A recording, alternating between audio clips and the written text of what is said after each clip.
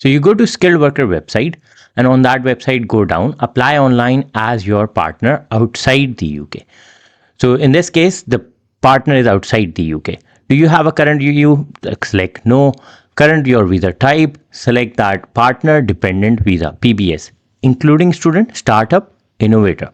So when you click that, you come on this, and this one is the applicant is in Pakistan, and the main applicant, the sponsor, is in UK currently. So he's applying for the skilled worker dependent visa. So that's what we are doing. So saving, and then after that, where are you planning to apply? Do you have a current UK? So you select the country and you select the country. So we'll select Pakistan over here, obviously, because the applicant is in Pakistan. So you can read that if you wanted to read. It's not something logical. Check available visa application center. So we know that where he's going, like she's going for the application. So you select that dependent partner visa, and then you apply for that. So this one is for the skilled worker dependent partner visa. Okay. So before you start, it just gives you the, like, you should know the eligibility, all the requirements and all that, and your partner passport details, your partner sponsored worker, your license number, your sponsor license number, all those details you will need. So when you will fill that, you will see that we need all these information. So you will click apply now, and when you will click apply now, you will go to this page where you will register an email. So you need start application documents, and you pay for the fees. So person applying for or joining, so you put the name of it, nationality of the person, you put the date of birth, passport details, you put the passport details, traveling to the UK, I'm traveling with him, we are traveling together. So in this case, we'll select traveling separately. So you should know the UAN number. UAN number will be provided by the person who is in the UK. So you select that, and you have options. You can provide UN number, reference number. So we will provide the UAN number because we got that from the application. So we'll select the skilled worker visa, and that's a skilled worker tier 2 basically. So we'll enter the UN number. You'll come to this page, application status. So you select yes for that because we already got the skilled worker visa for the applicant. CUS number, we know that. So is this the shortage occupation? No. Health? No. Standard occupation code. So 1223, that's the code for the applicant, which we already know. You select the length of sponsorship grant. So that's of more than 5 years. So you have 3 years, 5 years. Sponsor certifying maintenance. So you put, like, does that says yes on the CUS or no? So I'll spend time over here because you have two options. If the CUS says yes, then you will select yes. This will be mentioned on the CUS of the main applicant. So you wanted to contact, so you can provide the contact email, you can provide additional email. In this case, we'll provide only one email, and then you will put the telephone number. So telephone number, you can provide any one of them. So you can provide either the applicant or the sponsor, doesn't matter. But they will contact the person whichever number you will provide. So you will select I can contact on that. So your name, you put the name. Now we'll start filling up the application. So you can see on top application. So any other names? No. Sex, relationship status. So we'll put female over here. What is your relationship status? So married. Obviously they both are married. The main applicant and the partner is in Pakistan. So you put the address over here. So you should have all the address details. So here you will put the address of the dependent who is in outside the UK. So how long they're staying in that property. So we can put the details over here. The longer you put, the better it is. And then you can provide the details about the property, like who you living with, if it's owned, or whoever the owner of the property, all those details. That's for the credibility check. Then the passport details. You provide all the passport details, your identity card. So if you're applying from Pakistan, you need the national ID card. If you're applying from India, then Aadhaar card. So you can provide all the details of it.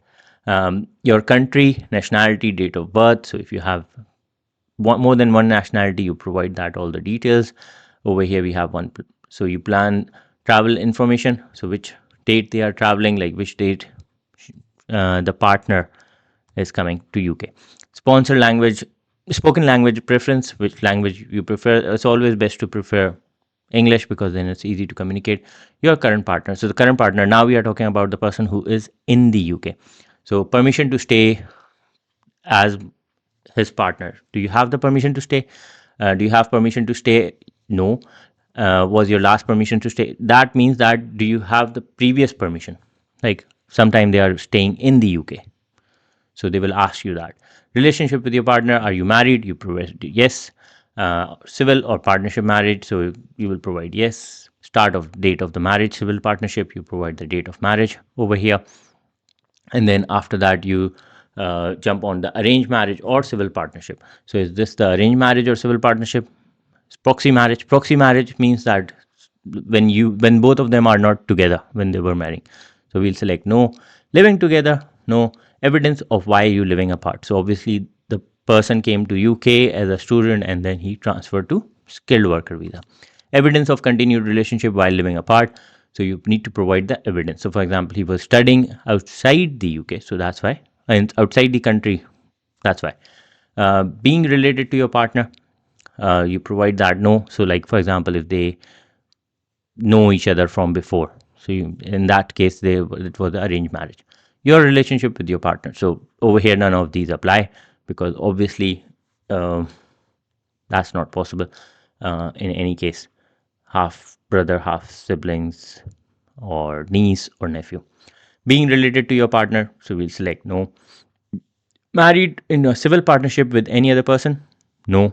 So we'll select that. Being married or in a civil partnership before, we'll select no because obviously they were not married before. And then married in a civil partnership, the main applicant. Now we are talking about, are they married before? No. So they both were not married before. Pupil financially dependent on you. So if there is anyone like you have kids, that's what they will ask. If you have any parents depending on you. So in this case, we'll select no. Otherwise, the details will be need to be provided. Give the first parent name, like the person. Now we are talking about the main applicant parent. So their mother details, father details, all those details you need to provide. Family who live in the UK. So if they have any family members living in the UK, you need to provide the details of that relative. Other relative in the UK. So if you have more than one relative, you provide the details of that as well. We'll select no in this case. Traveling as part of organized group, no. Traveling with another person, no. So obviously she's traveling alone. Other places where you will stay, no. UK travel history. So have you been traveled in last 10 years? Your UK visa application. Last 10 years, have you been outside the UK like Canada, Europe? So all those details. World travel history, have you been outside your home country? If you have, then you have to provide, even if it's like Saudi Arabia or anywhere where you have been. So you need to provide all the details of the world travel history. If you don't provide that, that would impact your immigration history. So have you been ever refused, deported, removed, or they ask you to leave the country? Does that happen like the UK or any other country? So you need to provide the details of it. If they have refused your application before, do provide that, even if it's a student visa. Details of immigration problem, what was the problem, why you were refused, provide all the details of it. If your application was refused, you provide the details of that as well. When it was refused, how long was the problem was, and what was the reason they have refused you. So you need to provide all the important information about it. Then it will give you the application which you have already filled. So it will tell you all the questions which you have answered, so you can double check them.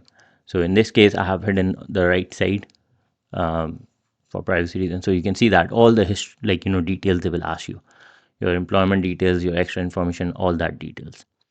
Once you save that, it will take you to the documents page. The documents page where they will ask you for the important documents, your TB test, your passport, your applicant passport, COS, all those details they will ask you.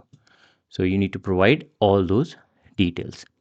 Then after that, it will jump to the IHS website, like where you will pay the immigration health surcharge. So you need to pay immigration health surcharge, which has recently gone up. So you need to pay the updated amount, but it will calculate for you. So you don't need to worry about to calculate. Demonstrating your permission to be in the UK. So BRP. So where you will be collecting your BRP, your collection. So in case the application fees is the IHS fees is 523,783 pence. So that's what we paying for that case. So you pay the IHS fees. This is how you pay. So obviously I have to hide that part. So you pay the IHS fees and then it will take you to the authentication level. So you go there, you authenticate your account from the app. Once you have done that you have paid 5,23,000. After paying the fees, it will take you to the final section, which is the further action. So you have to document checklist, check requirement, provide the documents or biometric, all those details. You can download your application as well. Once you have download, you can save, you can check your application. So if you need TB test, you need to get that TB test done. Provide your biometric. Now you will go to the uh, another page where you will provide the biometric details, like when you will book the biometrics. We also call that VFS global website. So in this case, the applicant is selecting the test center, and this is how you select. This is how you select the slot, which slot you wanted to book, which date you want. So if you pay extra, you pay the obviously you can pay £500 extra, or you don't pay anything extra. For priority service, £500. And you can also select the premium services and all that. So digital application, £42, keep my passport, application document checklist, all that details. So you can come to this page, you can buy extra premium services. You can review, and once you have reviewed all the application, you pay £500 extra for the premium service, and then you select the fees and you can accept all the terms and